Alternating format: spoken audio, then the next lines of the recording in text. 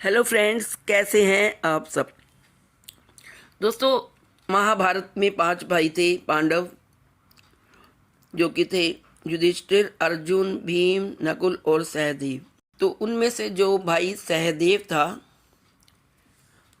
वो भविष्य को भी देख लेता था। उसे महाभारत युद्ध के पहले से ही पता चल गया था उसका परिणाम, लेकिन श्री कृष्ण ने उसे शाप दे दिया था। श्री कृष्ण ने उन्हें क्यों दिया श्राप, आइए जानते हैं। कुंती के 4 पुत्र थे, कर्ण, युधिष्ठिर, अर्जुन और भीम, जबकि पांडु की दूसरी पत्नी माद्री के 2 पुत्र थे, नकुल और सहदेव। आइए जानते हैं सहदेव के संबंध में 5 रहस्यमयी बातें। नंबर 1, अश्विनी कुमार के पुत्र थे सहदेव।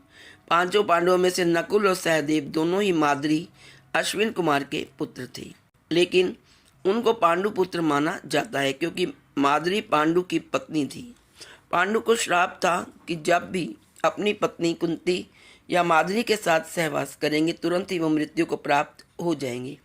इसलिए कुंती को प्राप्त मंत्र शक्ति के बल पर 4 पुत्र उत्पन्न हुए और वही मंत्र विद्या उन्होंने माद्री को बताई, जिसने उनको 2 पुत्र प्राप्त हुए। इस तरह दोनों को 6 पुत्र मिले, जिनमें से एक कर्ण भी थे। मध्य देश के राजा शल्य नकुल सहदेव के मामा थे। शल्य श्री राम के कुल से थे। शल्य कौरवों की ओर से लड़े थे। नंबर 2, जन्म के समय जब जन्म हुआ था तब हुई थी आकाशवाणी। जब नकुल और सहदेव का जन्म हुआ तब आकाशवाणी हुई कि शक्ति और रूप में ये जुड़वा बंधु स्वयं जुड़वा अश्विनों से भी बढ़कर होंगे। दोनों के ही अश्विनी कुमारों के औरस और पांडु के क्षेत्रज पुत्र कहते हैं। नंबर 3, चिकित्सक। यह भी अपने पिता और भाई की तरह पशुपालन शास्त्र और चिकित्सा में दक्ष थे और अज्ञातवास के समय विराट के यहाँ इन्होंने भी पशुओं की देखरेख का काम किया था। ये गाय चराने का काम भी करते थे। नंबर 4, महाभारत युद्ध के बारे में। महाभारत युद्ध में सहदेव के अश्व के रथ के अश्व तीतर के रंग के होते थे और उनके रथ पर हंस का ध्वज लहराता था। माना जाता है कि मृत्यु के समय उनकी उम्र 105 वर्ष की थी। सहदेव अच्छे रथ योद्धा माने जाते हैं। इन्होंने शकुनी और उनके पुत्रों का वध कर दिया था। नंबर 5, त्रिकालदर्शी थे सहदेव। सहदेव ने द्रोणाचार्य से ही धर्म, शास्त्र और चिकित्सा के अलावा ज्योतिष विद्या सीखी थी। सहदेव भविष्य में होने वाली हर घटना को पहले से ही जान जाते थे। वे जानते थे कि महाभारत होने वाली है और कौन किसको मारेगा और कौन विजयी होगा और कौन हारेगा, लेकिन भगवान कृष्ण ने उसे श्राप दिया था कि अगर वह इस बारे में लोगों को बताएगा तो उसकी मृत्यु हो जाएगी। सहदेव के धर्मपिता पांडु बहुत ही ज्ञानी थे।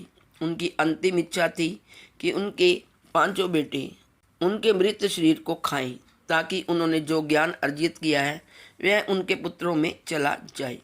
सिर्फ सहदेव ने भी ये हिम्मत दिखाकर अपने पिता की इच्छा का पालन किया। उन्होंने पिता के मस्तिष्क के 3 हिस्से खाए। पहले टुकड़े को खाते ही सहदेव को इतिहास का ज्ञान हुआ। दूसरे टुकड़े को खाने से वर्तमान का और तीसरे टुकड़े को खाते ही वे भविष्य को देखने लगे। इस तरह वे त्रिकालज्ञ बन गए। सहदेव की कुल 4 पत्नियां थीं, द्रौपदी, विजया, भानुमति और जरासंध की कन्या। द्रौपदी से श्रुतकर्म, विजया से सुहोत्र पुत्र की प्राप्ति हुई। इसके अलावा इनके 2 और पुत्र थे, जिसमें से एक का नाम था सोमक। सहदेव के नाम से 3 ग्रंथ प्राप्त होते हैं, जिनका नाम है व्याधि, संध, विमर्दन, अग्निस्त्रोत और शकुन परीक्षा। आइए अब जानते हैं सहदेव ने कहाँ कहाँ राज्य किया। पांडवों ने अलग अलग दिशाओं में जाकर अपने राज्य का विस्तार किया था। सहदेव ने त्रैपुर एवं पौरवेश्वर राजाओं को परास्त कर दक्षिण भारत के समुद्र तटवर्ती राजाओं को परास्त किया था। उन्होंने शूरपाक, तालाकट, दंडक, समुद्र द्वीपवासी, मलेच, निषाद, पुरुषाद, कर्ण प्रावरण, नर राक्षस जोनी, कालमुख, कोलगिरी, सुरभिपट्टम, ताम्रद्वीप, रामक पर्वत और तिमिंगल आदि राज्यों के राज्य को अपने अधीन कर लिया। इस प्रकार ये था सहदेव का जीवन परिचय और उसकी 6 रहस्यमयी बातें। आज इस वीडियो में इतना ही। Please like, share and subscribe. Thank you so much.